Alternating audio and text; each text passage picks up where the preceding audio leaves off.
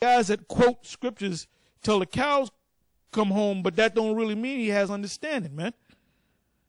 Go ahead. And so that day come upon you unawares, for as a snare shall it come on all them that dwell on the face of the whole earth.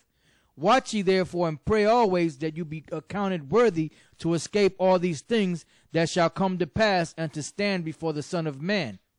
That's pretty much it. Mm-hmm. And that said a lot, you know. Now let's go back to the article. Back in the article entitled Governor Cuomo Budget War with Lawmakers Won't KO Government. Governor Cuomo is bracing for a brutal budget battle with lawmakers, but doesn't think it will result in a government shutdown. It is possible, yes, Cuomo said, of turning out the lights of state government. Is it probable? In my opinion, no. It's going to be a very difficult budget because the numbers are difficult, but I don't believe there will be a shutdown. Cuomo is expected to unveil a spending plan next month that calls for steep cuts, particularly to health care and education. He also is expected to call for massive layoffs and job reductions of more than 10,000 state workers. I don't think it's going to be a surprise to anyone that the state's financial condition is dire, Cuomo told reporters. He blamed previous governors, including fellow Democrats Eliot Spitzer and David Paterson, for avoiding the tough financial decisions that caused the state's downward financial spiral. The chickens are now coming home to roost, he said. We're going to have to make corrections. We should have been doing this for years, but by the way, we've been spending too much money for years. In the long run, Cuomo said the short-term plan or the short-term pain will lead to long-term gain by restoring the state to sound fiscal footing and making New York more competitive economically. It says Kenneth Brinian, head of one of the state's major public employee unions, said massive layoffs would cripple the delivery of essential services. Right, he said a little pain. He might read that part again, the last paragraph, a little pain. It says, Cuomo said the short-term pain will lead to long-term gain. He said the short-term pain will lead to long-term gain. Well, that short-term pain is going to be a long-term pain. Basically, these people in the states, they don't want to use that word, the A word. They don't want to use the word austerity.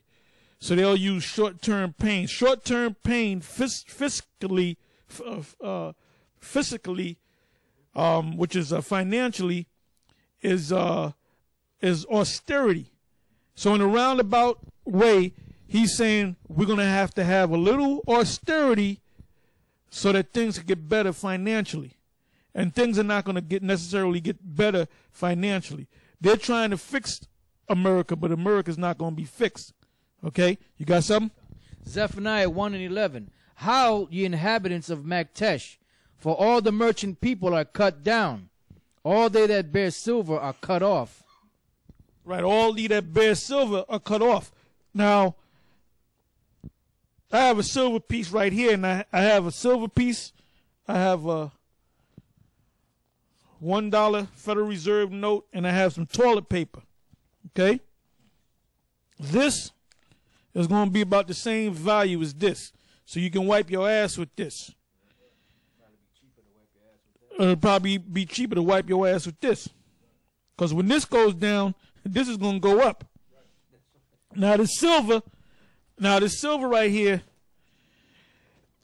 you know, they've been saying on the news, if you've been watching the news instead of watching Basketball Wives, they've been saying that the gas prices, don't be surprised if gas prices shoot up to $5 at least in the next couple of months. Now, when gas prices shoot up, that's more money that's got to come out of your pocket to pay for that gas. So with, let's say with $30 or $35, you got a economy car, small car, whatever.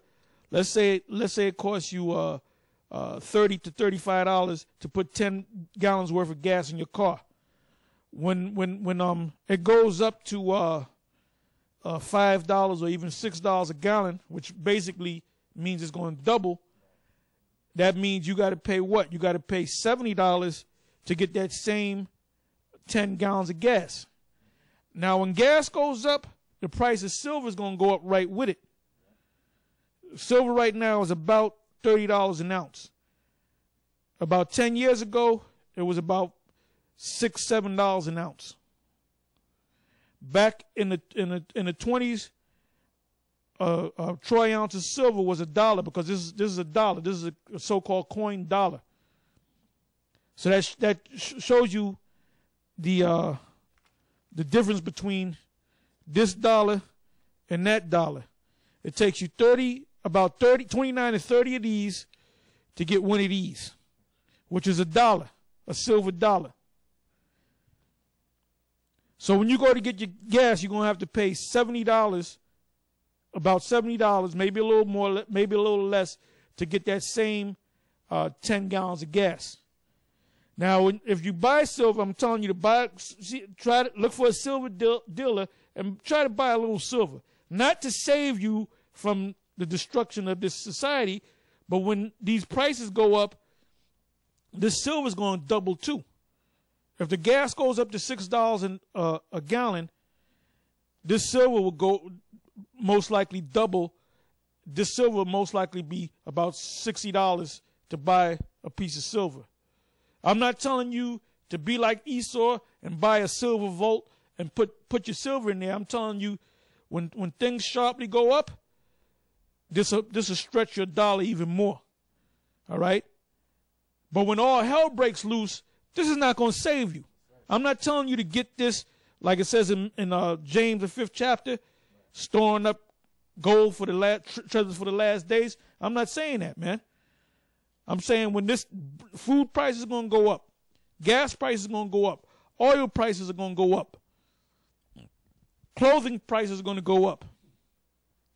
If you go over a bridge and you're paying $2 to get over that bridge or whatever you pay, that's going to double. It might triple. You should no longer trust in this piece of paper right here, which you shouldn't be trusting into anyway. This is just an ends to a means. You shouldn't be trusting this, but you should try to start using this. This is inside for you Israelites that are woke. All right? But like I said, the Most High is going to protect you anyway. Let's say you don't have no money to buy nothing. Don't worry about it. The Most High is going to protect you. Okay? But like I said, when these prices go up, it's going to affect you a little bit, man. You'll be able to eat, but it's going to cost you more from your disposable income. You know what that is? Look that word up too. You don't have to look it up. Disposable income means when you get your check at the end of the week, you got to pay your cell phone bill. You got to put X amount of money towards your rent. You got to put X amount of money towards electric. You got to put X amount of money towards your cable bill. You got to put X amount of money toward buying food. The clothes are getting old. You got to put X amount of money to buy clothes. You got to buy Pampers if you have young infants or babies. So now, if that doubles, that means if you once you pay all your bills, you have extra money on hand. You might have after you pay all your bills for the week. Let's say you have $150. When everything goes up, that $150 is going to turn into about $75. So you're going to have to stretch your budget more. You're going to have to get tighter. That's why I say, don't trust in this no more. This thing is this right here, pretty soon going to be this right here. All right? You got something, Mark? Yeah, see, we're giving you things. Like I said, don't be like them patriots where you get all into the silver and you get guns and bullets and all that. Ultimately trust in the Most High. All right? All right, go ahead. This is in relation to the article I read where Cuomo made the statement, short-term pain will lead to long-term gain. Well, in the scriptures, it calls it balm. This is Jeremiah 51:8. It says, Babylon is suddenly fallen and destroyed. Howl for her, take balm for her pain, if so be she may be healed.